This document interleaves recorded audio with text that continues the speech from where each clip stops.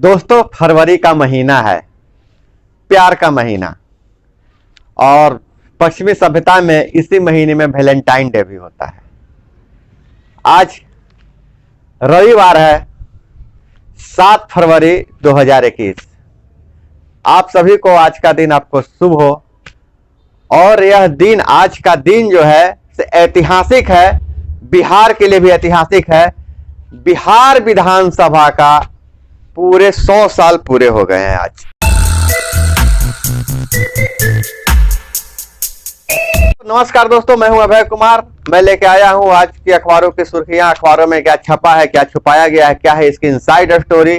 और इसके साथ ही हम चर्चा करेंगे पंचायत चुनाव पर। और आज रविवार है तो कुछ पॉजिटिव बातें भी चर्चा करेंगे। इसी अंक में हम बताएंगे रोजगार की खबरें, परीक्षा की खबरें। तो हम शुरू करते हैं आज से अच्छी खबर से कि आज बिहार विधानसभा ने 100 साल पूरे कर लिए हैं।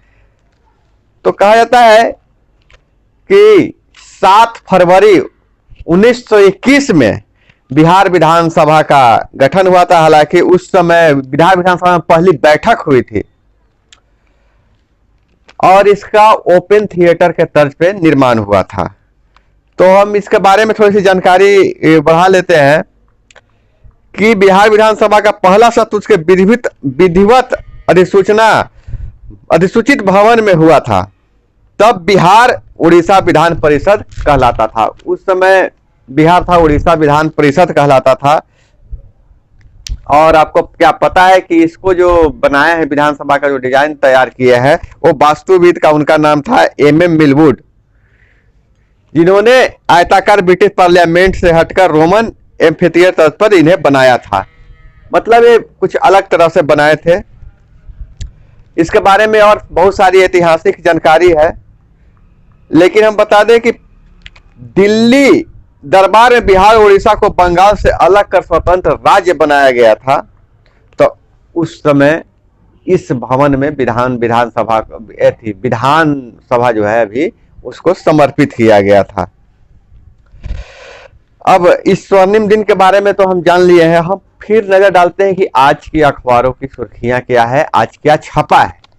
तो अखबार जो मेरे हाथ में है, तो हम सबसे पहले आपकी काम की खबर निकालना चाहते हैं।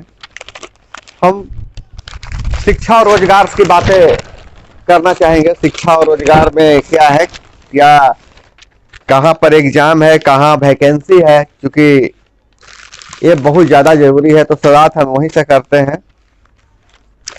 पारा मेडिकल और डेंटल की दाखिला 3383 सीटों पर होगा।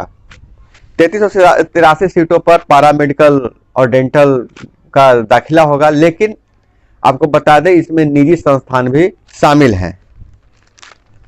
अगर इसके आंकड़ों पर नजर डाले तो किस कोर्स में कितनी सीटें हैं वो जानना जरूरी है। आप देख लीजिए, para medical inter level course 810 seat, para medical dental matric level course 300 seat है, और para medical inter biology grade A nursing 758, para medical ANM 1515, पारा मेडिकल GNM ANM दोनों मिलाकर है 1601, पारा medical inter level GNM ANM 2539। तो इतने सारे पद हैं जो डिप्लोमा सर्टिफिकेट प्रवेश परीक्षा 2020 के आधार पर राज्य के सरकारी और निजी पारा मेडिकल व पारा मेडिकल डेंटल कोर्सों के दाखिले के बिहार संयुक्त प्रवेश परीक्षा परिषद ने सीट मैट्रिक जारी कर दिया है। इंजीनियरिंग कॉलेजों में ध्यान रखें, जो इंजीनियरिंग कॉलेज में सीट खाली रह गए थे, उसके दाखिले के लिए रजिस्ट्रेशन शुरू हो गया था। और एक नजर 25 केंद्रों पर 3 पाली में CDS की होगी परीक्षा। परीक्षा हो रहा है 25 केंद्रों पर, रविवार को 3 पाली में परीक्षा होगी CDS के। परीक्षा का शेड्यूल मैं आपको बता दूं, 9 से 11 और 12 से 2 और 3 से 5। और दूसरी खबर डाली इंटर परीक्षा पर संशोधित प्रवेश पत्र पर परीक्षा को लेकर केंद्राधीक्षक की बैठक आज। बहुत सारे जो प्रवेश पत्र मिले थे इंटर के, उनके सब्जेक्ट में गड़बड़ी हो गई थी, तो उस पर निर्णय लेने के लिए आज बैठक किया जा रहा है। और आपको बता दें कि आप लिंक से वो अपना जो सुधारा हुआ जो प्रवेश पत्र है वो डाउनलोड कर सकते हैं और इस संबंध में परीक्षार्थी को घोषणा पत्र भी देना होगा। और एक करते हैं जो वैकेंसी की बात करें, एनटीए करेगा एकेडमिक कंसल्टेंट की नियुक्ति, 15 तक मांगे आवेदन।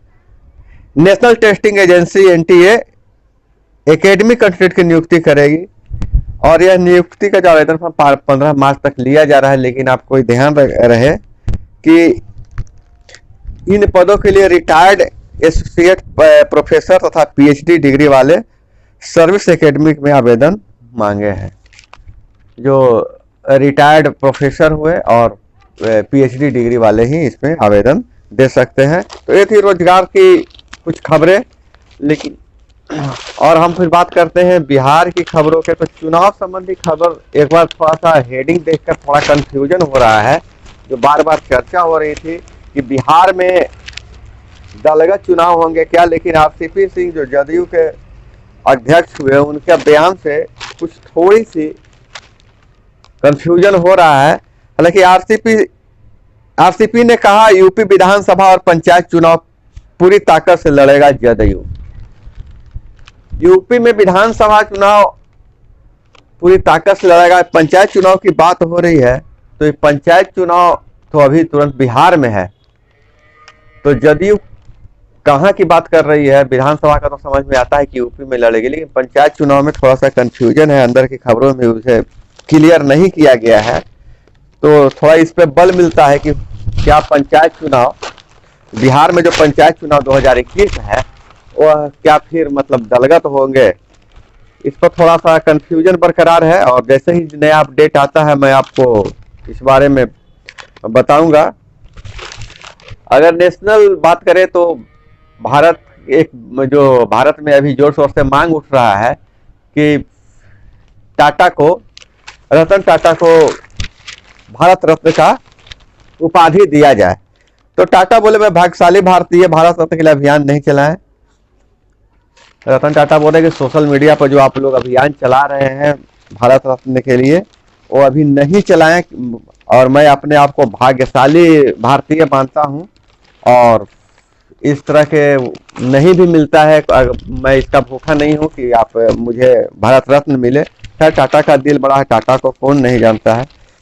और आज रविवार है, देश में जोर शोर से ये चर्चा चलती है रहती है, बेटी बचाओ बेटी पढ़ाओ। बेटियों के लिए बहुत सारे नारे बुने जाते हैं और क्या क्या गुने जाते हैं, सिर्फ बुनना नहीं होता, उसको गुनना पड़ता है। एक राजस्थान से खबर आई है जो मुझे लगा कि आपको बताना चाहिए। 4 साल की पोती होगी घर की मुखिया, दादा का फैसला।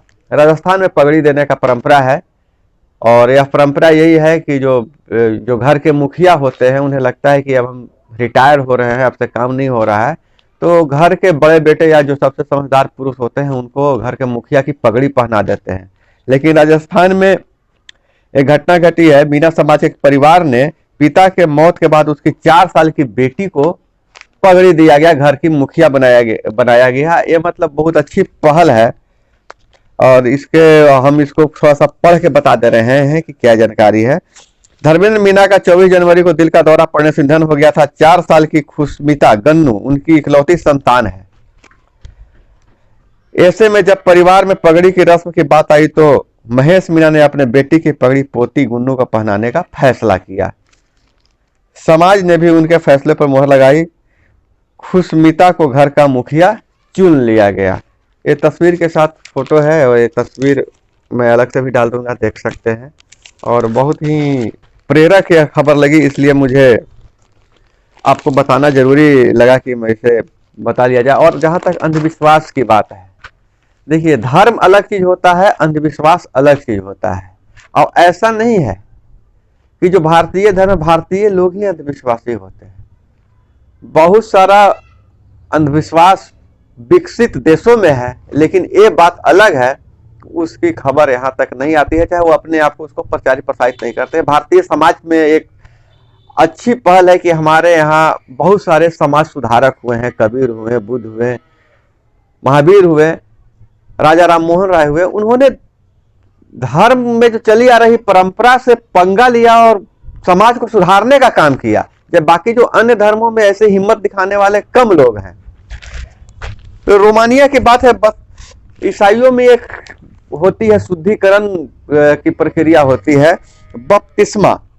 बपतिस्मा जिसको कहते हैं, जहां एक 6 हफ्ते के बच्चे को पानी में 3 बार डुबा दिया। बपतिस्मा में 3 बार पानी में डुबा के कहा जाता है कि आप शुद्ध हो गए हैं, आप मतलब ईसाई हो गए हैं।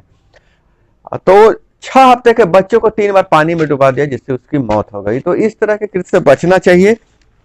और एक इंटरेस्टिंग खबर है कि अमेरिका में एक रैपर ने अपने माथे पर जड़वा लिया 175 करोड़ रुपए का गुलाबी हीरा, माथा पर हीरा जड़वा लिए हैं। और एक बहुत इंटरेस्टिंग खबर भारत से ही है, धौलपुर से है। अक्सर हाँ होता है कि हम लोग 1 रुपया 2 रुपया कुछ सामान में ज्यादा पैसा ले लिया जाता है तो हम लोग कुछ बोलते नहीं है, कुछ करते नहीं है। और एमआरपी से ज्यादा, हालांकि एमआरपी से कम पे सामान बिकता है गांव देहात में, तो कभी एमआरपी से ज्यादा नहीं लिया जाता है, लेकिन बहुत जगह एमआरपी से, बड़े शहरों में एमआरपी से ज्यादा लेते हैं अन्य खर्च के नाम पे। तो एक घटना है कि यहाँ 99 रुपये का पेन 100 रुपया में बेच दिया था एक दुकानदार ने। हालांकि 99, हम लोग भी जाते हैं किसी शोरूम में जाइएगा तो दाम रहेगा 299, 199, 599। 99 मतलब लगा हुआ रहता है, आदमी पूरे के पूरे पैसा दे दिया, 499 को 500 दे देता है। हम लोग 1 रुपया का ख्याल नहीं रखते हैं। लेकिन एक धौलपुर में घटना घटी कि एक व्यक्ति ने 99 रुपया एमआरपी का पेन लिया और उसने 1 रुपये मांगे। दुकानदार ने कहा कि नहीं, 1 रुपया हम नहीं देंगे। तो उस व्यक्ति ने कहा कि ठीक है, आप हमको स्लिप दे दीजिए।